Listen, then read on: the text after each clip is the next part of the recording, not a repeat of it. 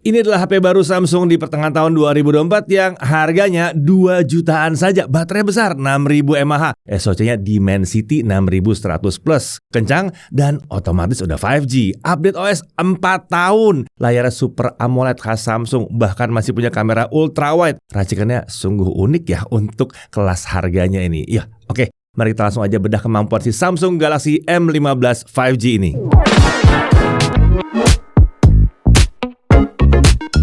Ya, Samsung Galaxy M15 5G. Smartphone ini disebut Samsung nggak ada matinya. Ini mungkin karena baterai yang besar tadi itu ya. Ya, Samsung memang kembali menghadirkan baterai besar ke lini Galaxy M series mereka. Ini udah terlihat dari Galaxy M34 dan M54 yang hadir mendekati akhir tahun 2023 yang lalu. Udah nonton TV-nya kan? Nah, kalau belum nonton berarti kelewatan. Berarti tahu dong harus ngapain. Oke, balik lagi sini. Dengan baterai 6000 mAh, apakah Galaxy M15 5G ini bisa menawarkan daya tahan baterai yang benar-benar panjang? Nah, kita coba lihat nanti di pengujian ya. Tapi sebelum kita masuk ke baterainya, kita bahas dari paket penjualannya dulu.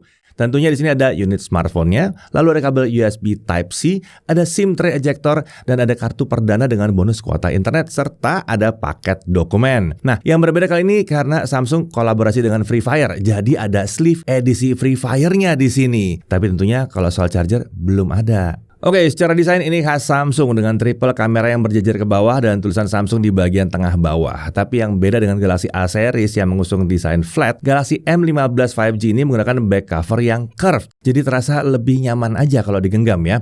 Nah, untuk materialnya smartphone ini pakai polikarbonat untuk back cover dan frame-nya, tapi tetap solid sih ya. Pilihan warnanya ada 3, ada light blue, dark blue, dan untuk yang kita pegang ini warnanya adalah grey. Untuk dimensinya tinggi 160,1 mm, lebar 76,8 mm, dan ketebalannya 9,3 mm. Bobotnya sekitar 217 gram. Ini agak sedikit berat ya, tapi ya lumayan wajar lah untuk yang baterai 6000 mAh begini. Di sisi kanan kita lihat ini adalah tombol power yang merangkap sebagai fingerprint scanner ya. Lalu ada tombol volume up and down. Di atas ada mikrofon, lalu di kiri ada SIM tray hybrid ya. Jadi bisa 2 nano SIM atau 1 SIM card plus 1 micro SD. Lalu ke bawah ini ada 3,5 mm audio combo jack. Asik nih ya, ada port audio jack 3,5 mm di sini.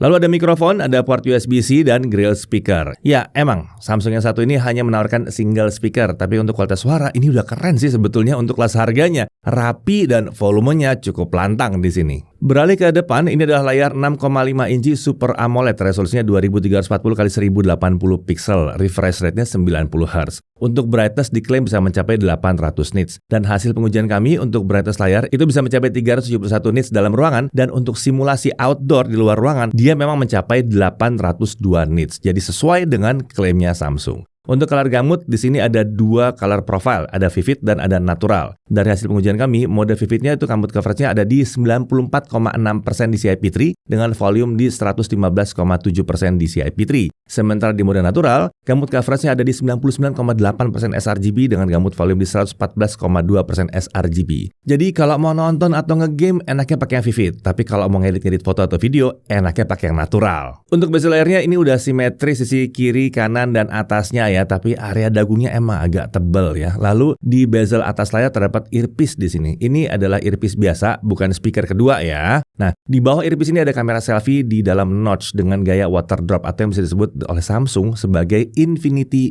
U. Lalu di sini tentunya ada kamera. Ini adalah kamera 13 megapiksel f2.0 ya. Perekaman videonya sampai dengan 1080p 30 fps. Beralih ke sisi belakang, ini adalah main kameranya 50 megapiksel f1.8 autofocus. Perekaman video sampai 1080p 30 fps juga. Kemudian ada kamera ultra wide 5 megapiksel f2.2. Perekaman video sama lagi ya, 1080p 30 fps. Kemudian ada makro kamera 2 megapiksel f2.2, ya anggap bonus lah yang satu ini ya. Nah, untuk fitur kamera ada banyak di sini, lihat aja di dalam daftar yang satu ini ya, khas Samsung lah ini. Untuk spesifikasi, SoC-nya adalah MediaTek Dimensity 6100 Plus. Ini adalah SoC dengan CPU octa-core. Konfigurasinya adalah 2 core Cortex A76 up to 2,2 GHz dan 6 Cortex A55 up to 2 GHz. Sementara untuk GPU-nya pakai Mali G57 MC2. Untuk RAM, 6GB LPDDR4X dan storage-nya adalah 128GB UFS. Tenang, udah UFS ya.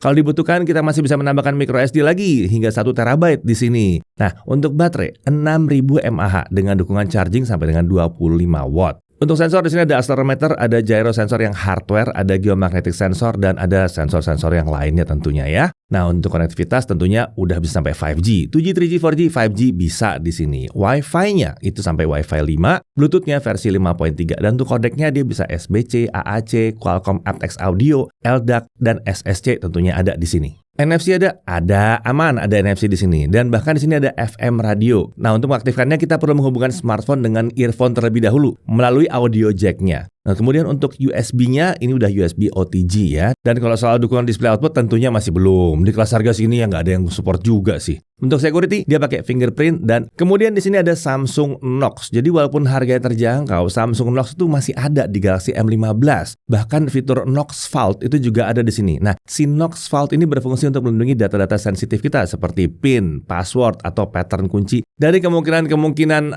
diambil sama orang lain ya. Jadi diamankan spesial di sini. Oh ya, bahkan secure folder pun masih ada di sini. Jadi kalau bicara soal keamanan ini spesial.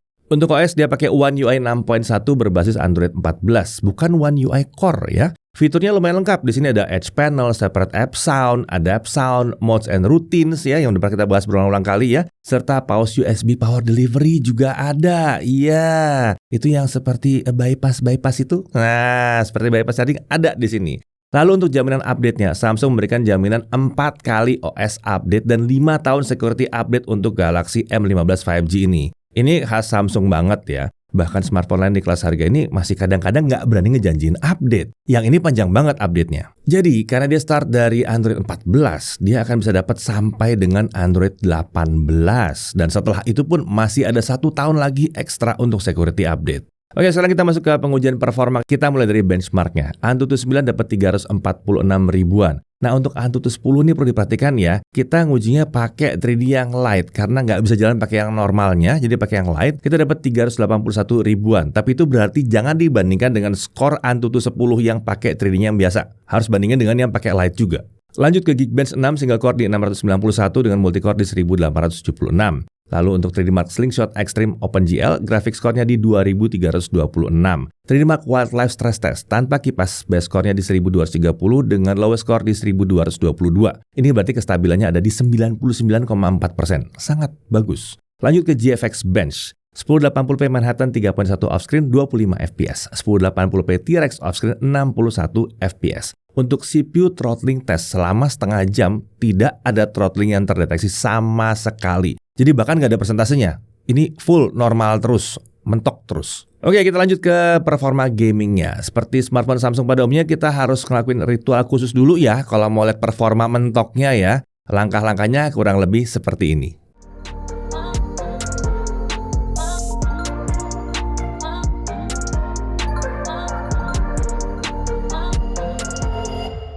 Oke, kita mulai dari Subway Surfer dulu. Di sini gamenya bisa jalan di 90 fps dengan lancar. Ya, karena layarnya 90 Hz kan. Jadi kita bisa menikmati 90 Hz dengan 90 fps. Mantap di sini. Lanjut Mobile Legends. Setting grafisnya terbuka di sini sampai ultra dengan refresh rate super alias 90 kebuka di sini ya, 90 fps. Saat dimainkan pun frame rate itu bisa mencapai 90 fps dengan mudah. Wah, mantap juga nih ya.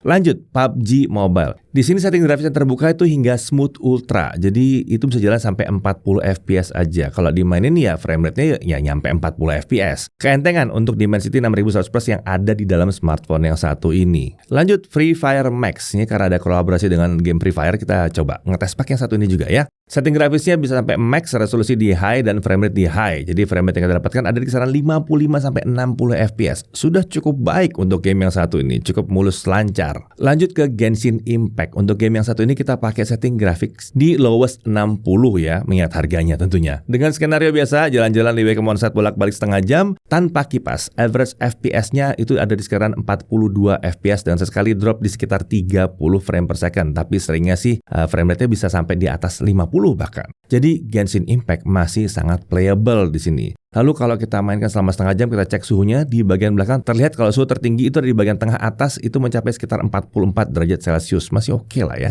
Sedangkan untuk bagian layarnya, suhu tertinggi ada di bagian layar atas dengan suhu yang tergolong adem sih, 40 sampai 41 derajat Celcius aja. Nah, kalau kita pakai kipas gimana? Nah, kita lihat ya, kita uji lagi, tapi kita cek di 10 menit terakhirnya aja, kita lihat bahwa cenderung masih sama aja sih hasilnya dengan atau tanpa kipas. Jadi kalau untuk ranking-rankingan si Genshin Impact ini kita dapatnya C ya, tanpa kipas maupun dengan kipas. Aman.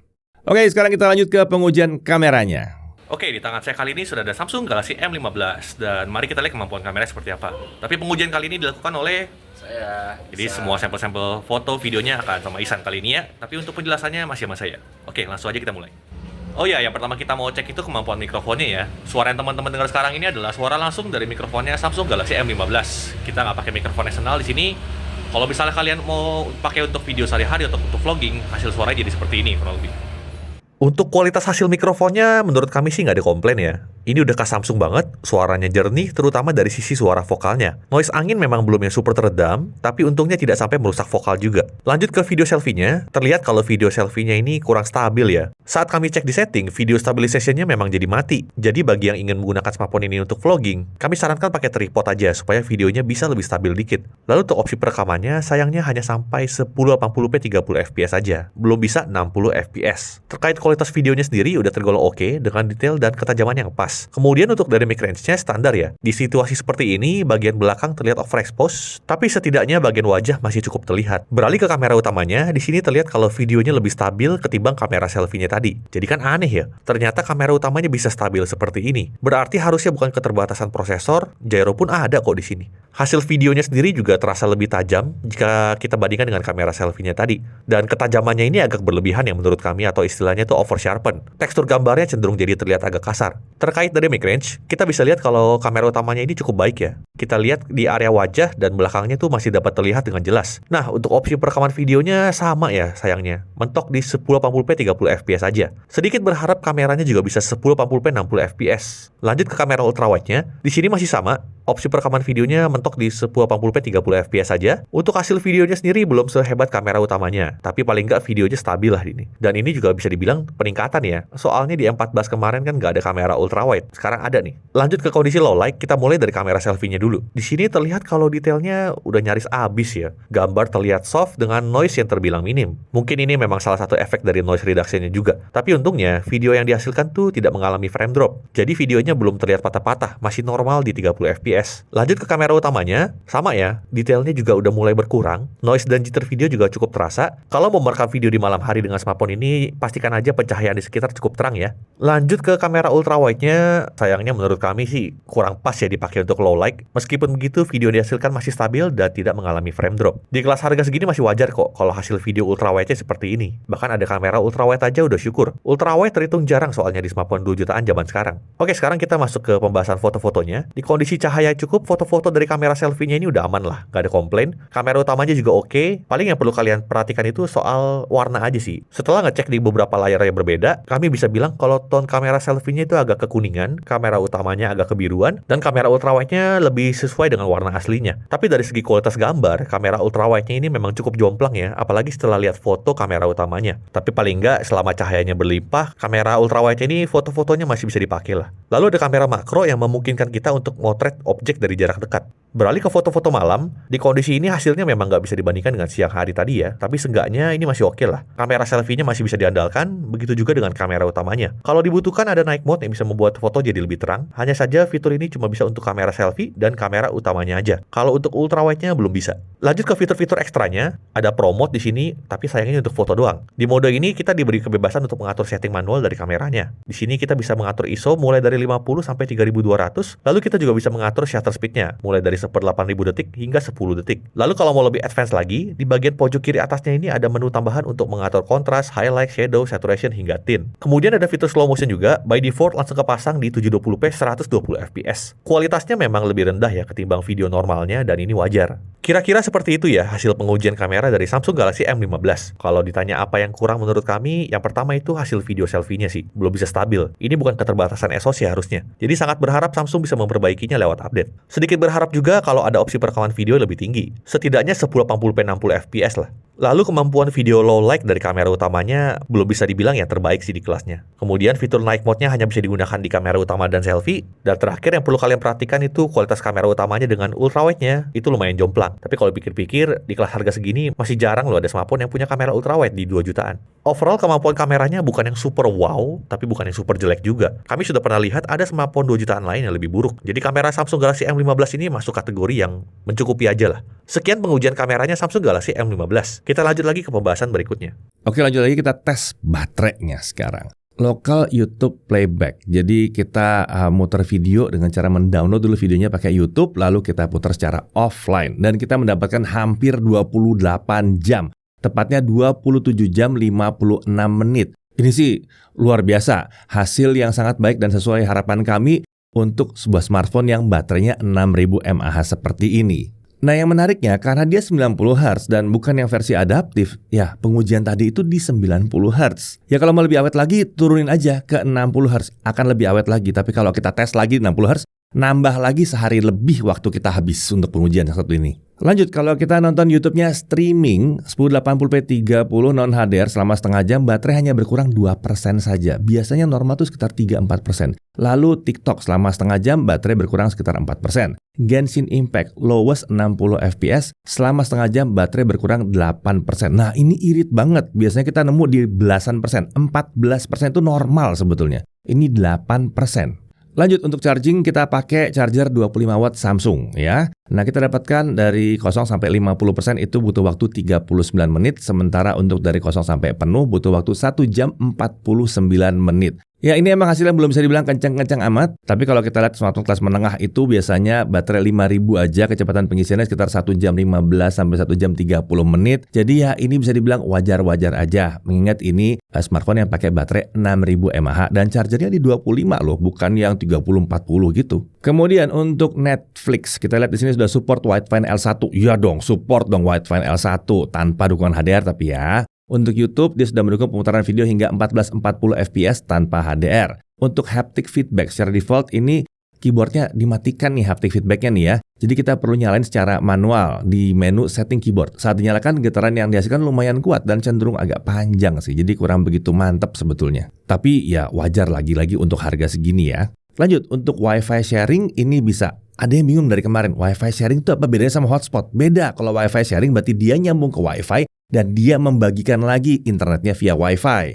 Kalau hotspot kan dia nyambung ke 4G atau 5G lalu dia membagikan konektivitas yang 4G 5G seluler itu ke device yang lain via Wi-Fi. Itu beda ya. Ini Wi-Fi sharing. Di sini caranya kita perlu masuk ke menu configure mobile hotspot terlebih dahulu. Setelah itu baru kita bisa menggunakan fitur yang satu ini. Nah untuk harganya cuma ada satu varian Samsung Galaxy M15 yaitu yang RAM-nya 6GB dengan storage 128GB ya. Itu harganya resminya di 2.699.000. Dan Samsung menyebutkan kalau Galaxy M15 ini bukan hanya dijual secara online tapi juga dijual secara offline. Jadi banyak yang bisa mendapatkan dia ya. Nah buat yang berminat dengan smartphone ini ada promo menarik mulai dari tanggal 27 Juni 2024. Jadi selama periode ini harga Galaxy M15 5G ini berubah jadi 2.499.000. Selain itu ada bonus berupa Free Fire eksklusif item di dalam game dan diskon hingga 30% untuk Samsung Care Plus. Untuk detail lebih lanjut cek ke deskripsi video ini. Nah kita masuk ke hal yang perlu diperhatikan. Pertama, paket penjualannya ini minim. Nggak ada charger di dalamnya ya. Kemudian kita sedikit berharap ada opsi perekaman di atas 1080p 30 fps untuk kamera smartphone ini. Enaknya kalau ada 60 fps lah ya di situ. Lalu dia masih mengandalkan single speaker. Walaupun memang kualitas suaranya itu oke banget untuk kelas harganya. Lantang bula. Dan kemudian walaupun layarnya udah Super AMOLED, tapi dia belum punya fitur Always On Display. Dan fingerprint readernya juga masih di tombol power. Lalu kemudian desain smartphone ini terasa agak kurang modern ya. Terlihat dia masih pakai notch untuk kamera selfie-nya. Untuk smartphone yang lain di kelas harganya tuh udah banyak yang pakai punch hole. Dari sisi kelebihannya jelas, ini baterai 6000 mAh-nya nggak kaleng-kaleng nih ya. Video playback-nya udah nyaris 28 jam dengan refresh rate 90 Hz. Bukan di 60, bukan di 30. Ingat, banyak smartphone yang pakai baterai 6000 tapi nggak bisa nyampe daya tahan baterai sebagus ini. Kemudian, untuk kelas harganya, dia masih punya kamera ultrawide. Di kelas harga segini banyak yang nggak punya kamera ultrawide. Banyak kan dikasih kamera gimmick-gimmick aja kebanyakan ya. Lalu performanya udah oke banget buat kelas harganya, udah pas lah, dan dia udah dapat 5G juga. Untuk kelas harganya dapat 5G, mantep bener yang satu ini ya. Lalu untuk kualitas kameranya, secara keseluruhan sudah lumayan mumpuni lah yang satu ini. Untuk layarnya ini juga mantep, Super AMOLED 90Hz ya. Dan berbeda dengan Galaxy A series, dia menggunakan desain flat untuk bodi belakangnya. Yang satu ini pakai desain curve, jadi lebih enak aja kalau buat digenggam. Kemudian dia udah pakai One UI versi baru, ini One UI 6.1. Dan karena bukan menggunakan One UI Core, jadi fitur-fitur khas Samsungnya lengkap di sini. Knox Vault-nya ada, bahkan Secure Folder juga ada di sini. Kemudian jaminan update-nya panjang. Nah kalau ini nggak usah dibahas ya, ini udah kelebihannya Samsung banget lah ini satu ya. Dan kemudian dia masih punya audio jack juga, ada hiburan gratis juga pakai FM radio, dan NFC ada juga di sini. Oke, di harga 2 jutaan kami udah lihat ada keseruan dari sisi racikan smartphone. Bisa beda-beda ya, jadi kalian sesuaikan dengan kebutuhan kalian. Jadi bijaklah saat memilih. Hati-hati nih kalau ada komentar yang cuman ngelihat sebuah produk dari satu sisi aja, atau hanya dari sebagian fitur aja. Nggak bisa, lihat total semuanya bagaimana. Kami sendiri melihat bahwa Samsung Galaxy M15 ini sebagai smartphone yang untuk kelas harganya tergolong all-rounder yang sedikit lebih fokus ekstra di daya tahan baterai. Dipakai untuk gaming pun masih aman. Free Fire Max jalannya mulus ya. Mobile Legends bisa 90 FPS, bahkan Genshin Impact masih mantep di sini. Ini HP 5G dengan harga 2 jutaan loh. Banyak kan yang masih pakai G99 yang masih 4G di harga segini? Jadi, kalau yang dicari adalah smartphone 2 jutaan yang baterainya super awet, udah 5G, performanya tinggi, kemampuan kameranya khas Samsung, dan punya OS yang sangat baik dilengkapi dengan update yang panjang sekali, Samsung Galaxy M15 5G ini adalah smartphone yang sangat layak untuk dipertimbangkan. Saya Didi Irfan, Jakarta TV.